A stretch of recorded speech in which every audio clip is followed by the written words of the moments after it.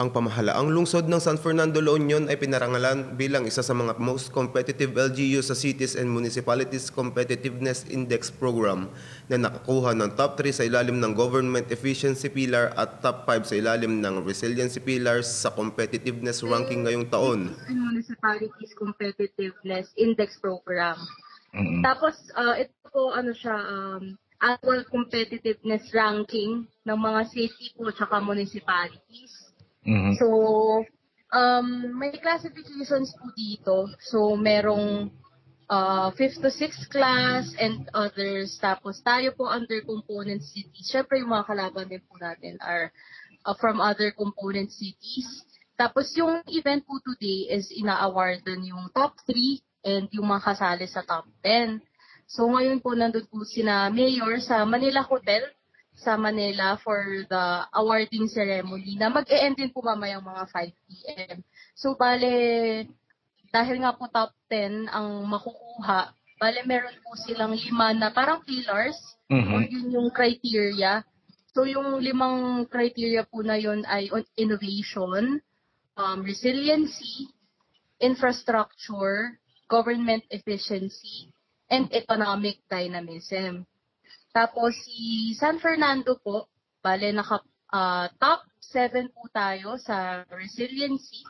Tapos naka-top 3 po tayo sa government efficiency.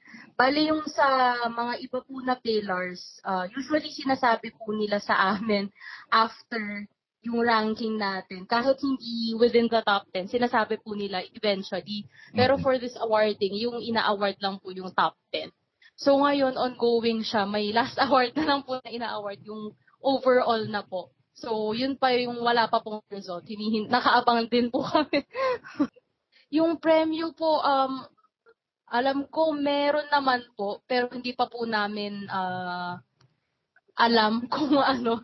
Pero definitely may may ibibigay naman po sila. Usually for the incentives po ng mga employees sa city government po. Before po tayo nagkaroon ng CMCI. CMCI po kasi yung parang acronym niya. Nag-submit po tayo ng write-ups na covering po yung mga activities and programs natin under all those pillars.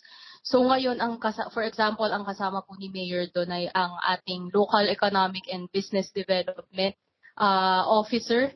Kasi siya po yung main na nag-handle po, lalo na dun sa economic dynamism. Tapos yung sa resiliency pillar, nakipag-coordinate din tayo dun sa CTRRMO natin. Ganun po. So yung mga programs and activities po natin, sinabit po natin sa kanila for their evaluation po. Itong CMC ay po to, parang testamento po ito na ginagawa po ng city government na mas maayos po ang ating mga serbisyo, ating mga programa.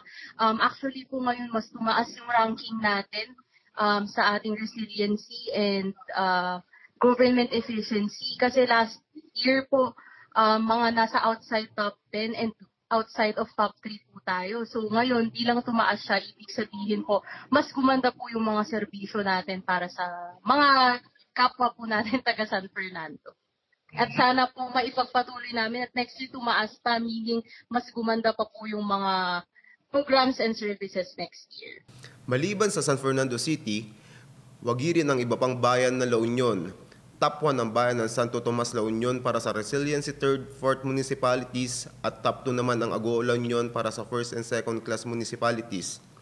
Top 3 ang Bacnotan para sa top IP filer ng 1st and 2nd municipalities at most improved municipalities.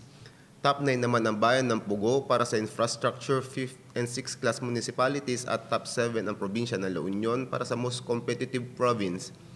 Ito po si Leo Madrid nag-uulat para sa LU Balita Ngayon.